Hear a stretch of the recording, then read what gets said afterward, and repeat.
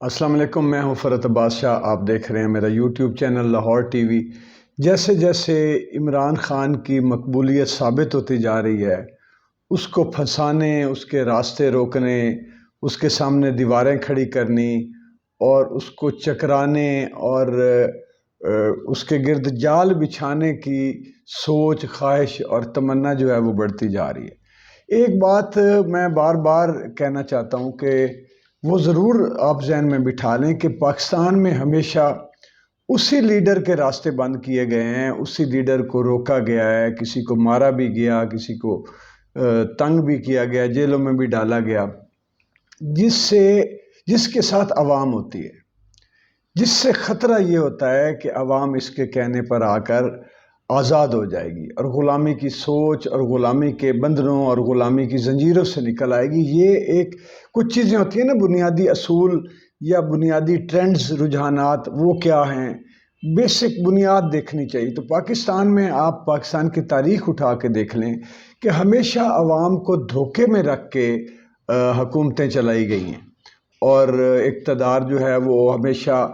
وہ لایا گیا ہے، اقتدار میں ان لوگوں کو لایا گیا ہے جن کے ساتھ عوامی مقبولیت کم ہوتی ہے اور وہ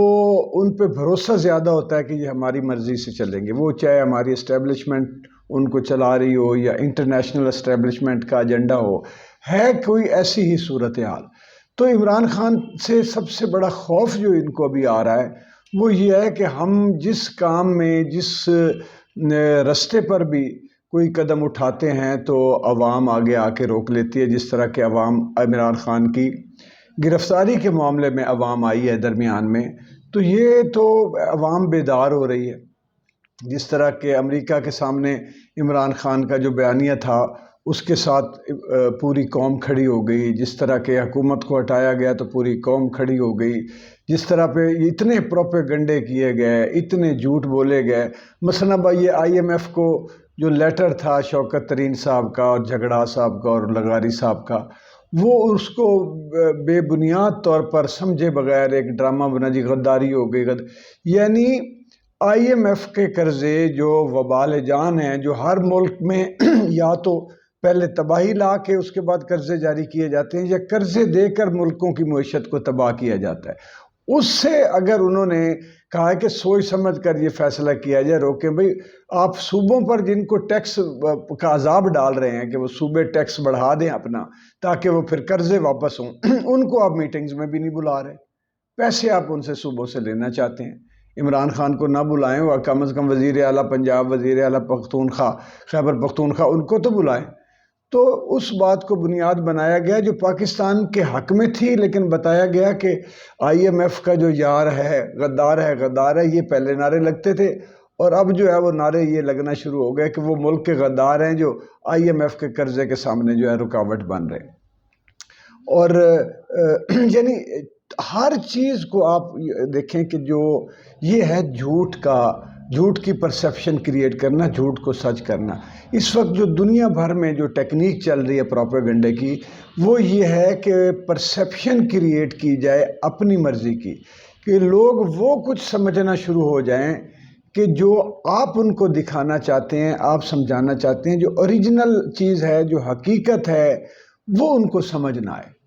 وہ پردے کے پیچھے جھانکنے کے قابل نہ ہو جائے۔ ہمارے کورسز اس طرح کے بنا دیے گئے ہیں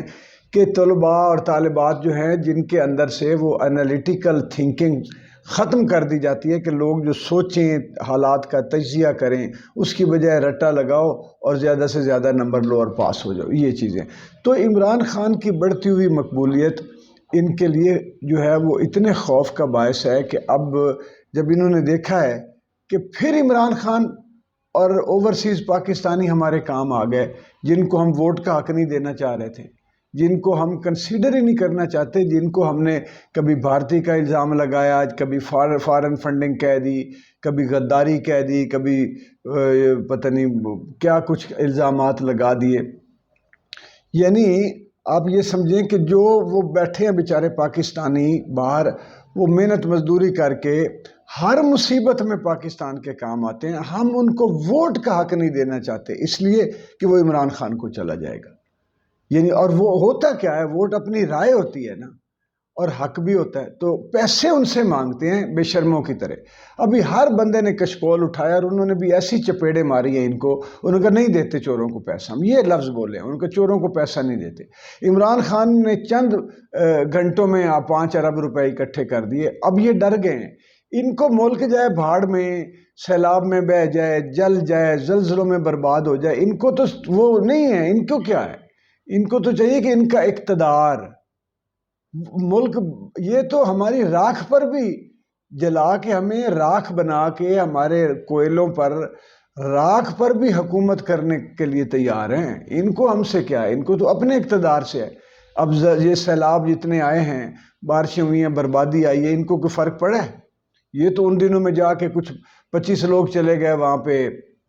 کینیڈا، وہاں پھرتیاں دکھا رہے ہیں، مزے کر رہے ہیں۔ یہ قطر میں چلے گئے، وہاں پتہ نہیں اسرائیل کے کسی ڈپلومیٹ سے ملے ہیں یا نہیں ملے، یا وہاں پہ جا کے پاکستان کو جو اثاثے بیچ آئے۔ اور میں نے تو یہ بھی سنا ہے کہ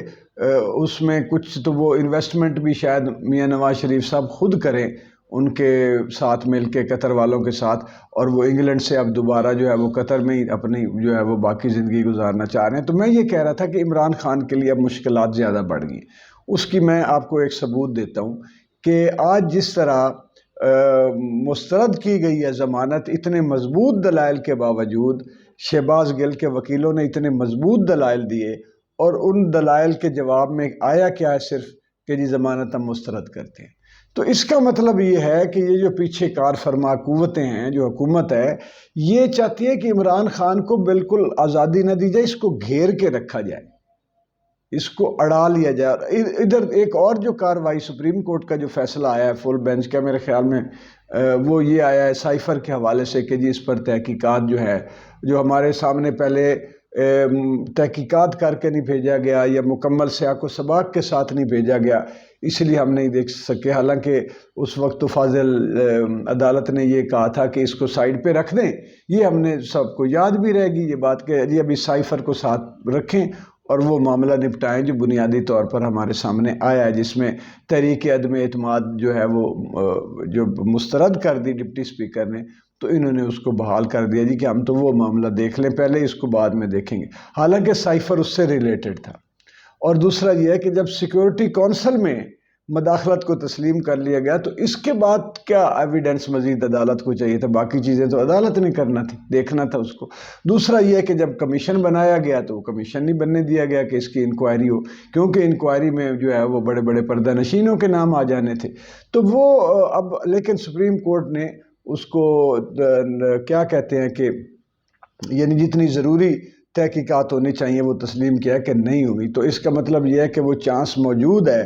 کہ تحقیقات جو ہے وہ ممکن بنائی جا سکتی ہیں یا کی جانی چاہیے، یا آگے وہ کیس تھوڑا سا اس حوالے سے چل جائے، کچھ نہ کچھ اس میں بہرحال بھی میرا خیال ہے کہ فاضل عدلیہ نے بھی، سارے ججز نے بھی ملک کی سلامتی اور استحکام اور ساری چیزیں امن وغیرہ جو بھی ہوتا ہے، سلامتی بنیادی چیز ہے، سب چیزیں آ جاتی ہیں، اس کو مد نظر رکھ کے تھوڑا سا اس میں یہ چیز سائفر کو زندہ کیا ہے انہوں نے۔ تو یہ حالات جو ہے وہ ابھی تک کلیش جو ہے وہ نظر آ رہا ہے، لیکن کلیش جو ہے وہ میرا نہیں خیال کہ نومبر کے بعد اس صورتحال میں رہے گا۔ اور یہ بھی ایک طرح کی ہے تو تکلیف دہ بات کہ جب تک جو ہے وہ آرمی چیف کی اپائنٹمنٹ کو اتنا پولیٹیکل رکھا جائے یا اتنا پولیٹیسائز کیا جائے کہ امریکہ کی نظر بھی اس پہ ہو، چائنا کی بھی ہو، رشیا کی بھی ہو، پاکستان کی ساری سیاسی پارٹیوں کو اپنا دار و مدار آرمی چیف کی اپائنٹمنٹ پہ نظر آ رہا ہو، یہ بڑی بڑی خطرناک بات ہے۔ اور شاید جو ملک ہمارا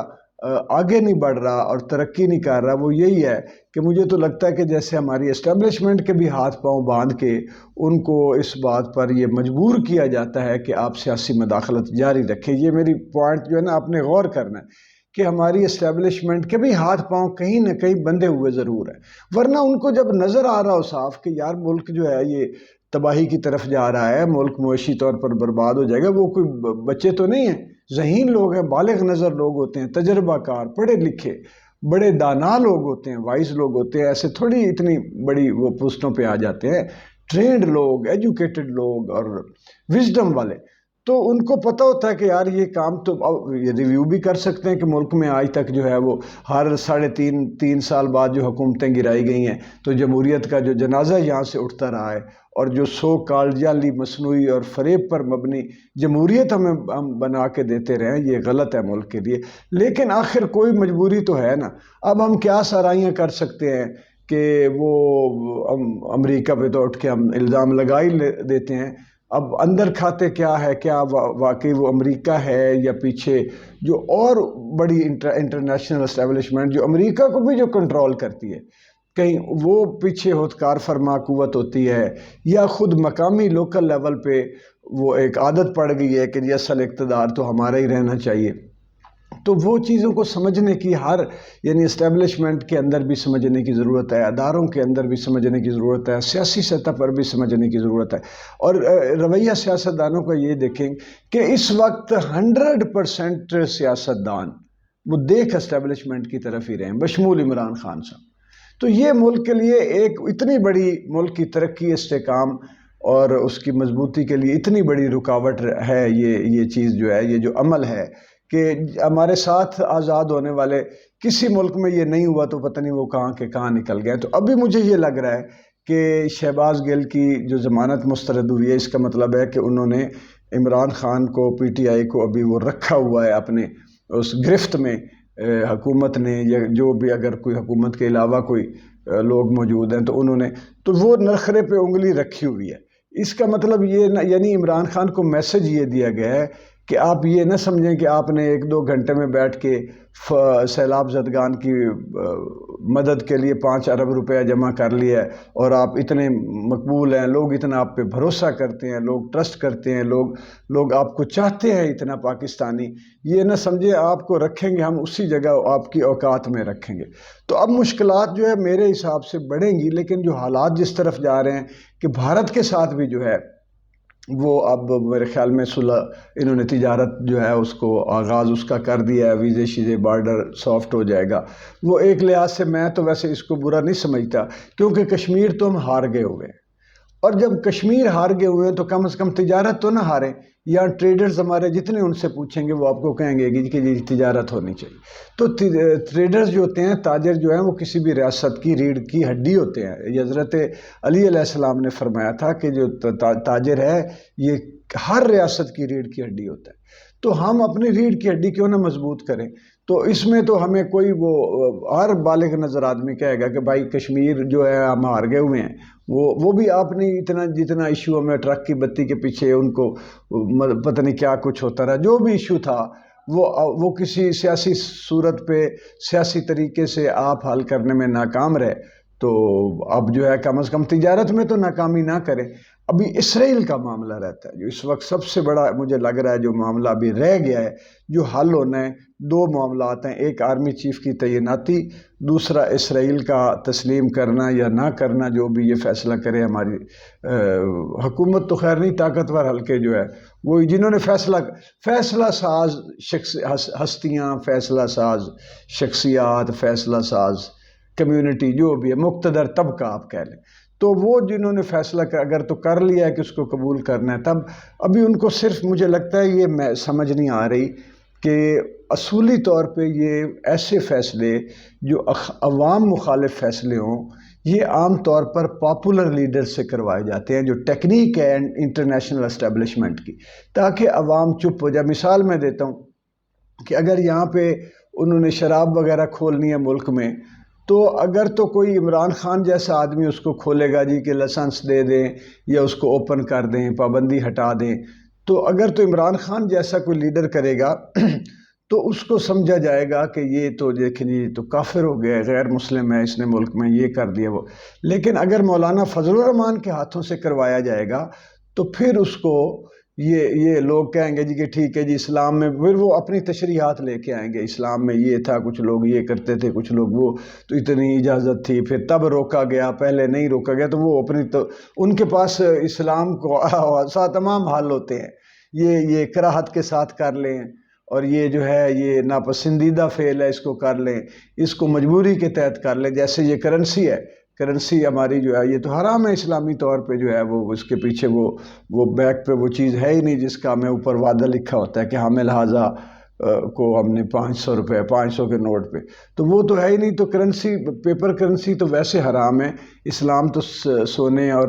چاندی کے دینار کی بات کرتا ہے یا پیچھے ویلیو موجود ہو تو، لیکن یہ توجیحات دے دیتے ہیں۔ جو اسلامک بینکنگ یہاں پہ ہے اس کی سب کی بیس تو سود پر ہے، لیکن مفتی بیٹھے ہوئے ہیں اور انہوں نے اس کی اجازتیں دے رکھی ہیں، اور اسلام میں سے اس کی وہ جو ہوتی ہے نا، روح کو نہیں دیکھتے، تعویلات نکال کے پیش کر دیتے ہیں۔ تو مجھے یہ لگتا ہے کہ ابھی اسرائیل والا معاملہ جو ہے وہ بنیادی طور پر مذہبی جماعتیں جو ہیں، اب وہ جماعت اسلامی آگے آتی ہے، لایا جاتا ہے اسے، یا مولانا فضل الرحمان جو ہیں، یا عمران خان بھی بہرحال بہت اس میں رکھتے ہیں کیونکہ اکثریت ان کے پاس ہے، بہت اہمیت رکھتے ہیں۔ یہ ایک معاملہ اب آ گیا اسرائیل کا، ایک معاملہ آ گیا چیف آف آرمی سٹاف کا، اور ایک معاملہ آ گیا ہنگ پارلیمنٹ کا کہ عمران خان کو بھی اس طرح الیکشن کروا کے دیا جائے کہ 2/3 اکثریت کے ساتھ نہ آئے۔ یہ اسٹیبلشمنٹ کا ہمارا ہمیشہ سے کلیئر آیا، اور میں آج بھی کہتا ہوں کہ 2018 کے الیکشن میں عمران خان، کہا جاتا ہے نا عمران خان کو سیٹیں دلوائی گئی تھی، میں یہ سمجھتا ہوں کہ عمران خان کی سیٹیں اس میں گھٹائی گئی تھیں اور فصلی بٹیرے ڈالے گئے تھے تاکہ جب بھی دل کرے اس کے پاؤں کے نیچے سے دری کو کھینچ لیا جائے۔ تو ابھی تھوڑا ہر روز 2-4 دنوں کے بعد جو ہے وہ معاملات کلیئر ہوں گے، لیکن سب سے بڑا جو ایک جو چراغ ہے، جو امید کی کرن ہے، وہ یہ نظر آ رہی ہے کہ عوام کا شعور جو ہے وہ ان کو پچھاڑ رہا ہے ہر معاملے پہ عوام کا، اور عوام کو اتنا شعور آ گیا کہ پہلی دفعہ اسٹیبلشمنٹ کے پاکستان کے اندر تاریخی کردار پر بچہ اینالائز کر چکا ہے کہ یہ کردار جو ہے اس نے پاکستان کو نقصان پہنچایا ہے، اسٹیبلشمنٹ کے سیاسی کردار نے، پروفیشنل کردار نے نہیں،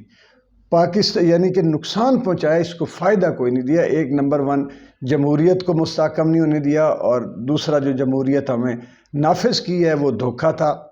اور اپنی مرضی ہمیشہ عوام کے ووٹ ہائی جیک ہوتے رہے، عوام کی مرضی کبھی مسلط نہیں ہوئی، اپنی کرتے رہے۔ اور ایک اگلی جو بات ہے وہ یہ ہے کہ یہ ہماری اسٹیبلشمنٹ انٹرنیشنل اسٹیبلشمنٹ کے تسلط سے نکل کر فیصلے کرنے کی اہل نہیں ہے، اندر کھاتے وہی کچھ کرتے ہیں عوام سے چھپا کے جتنا کہ وہ انٹرنیشنل اسٹیبلشمنٹ چاہ رہی ہوتی ہے۔ کوئی بچا کے کچھ فیصلے کر جاتے ہوں تو وہ تو ہر سطح پہ ہو رہے ہوتے ہیں۔ بہت شکریہ، ویڈیو کو لائک اور شیئر ضرور کریں، لاہور ٹی وی کو سبسکرائب بھی کر لیں تاکہ میری ویڈیوز آپ تک پہنچے رہیں۔ Thank you very much.